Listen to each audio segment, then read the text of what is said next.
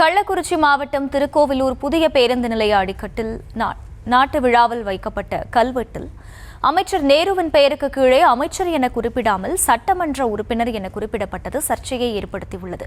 விவரங்களை செய்தியாளர் ஜனார்தனன் வழங்க கேட்கலாம். ஜனார்தனன், வணக்கம். முழு விவரம். வணக்கம் அகிலா.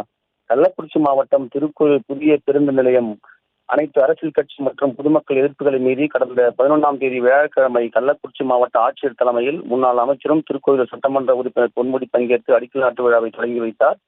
அடிக்கல் நாட்டு விழாவின் போது நகராட்சி அதிகாரிகள் சார்பில் வைக்கப்பட்டிருந்த கல்வெட்டில் 22.20 கோடி நிதி ஒதுக்கீடு செய்த நகராட்சி நிர்வாகத்துறை அமைச்சர் KN நேரு பெயருக்கு கீழே பொறுப்புகளையும் குறிப்பிடாமல் திருக்கோவில் சட்டமன்ற உறுப்பினர் என குறிப்பிடப்பட்டிருந்ததால் KN நேருவுக்கு எந்தவித பதவியும் கல்வெட்டில் குறிப்பிடாமல் திருக்கோவில் சட்டமன்ற உறுப்பினர் என்று பொறிக்கப்பட்டிருந்ததால் திமுக மத்தியில் மட்டுமல்லாமல் எதிர்க்கட்சியின் மத்தியிலும் சர்ச்சையை ஏற்படுத்திய தற்போது அந்த வீடியோ சமூக வலைதளத்தில் அதிமுக உள்ளிட்ட எதிர்க்கட்சிகள் பரப்பி வருகின்றனர்.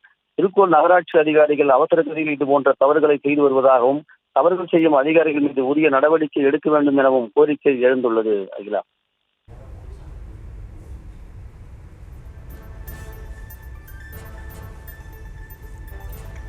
விவரங்களுக்கு நன்றி ஜனார்தனன்.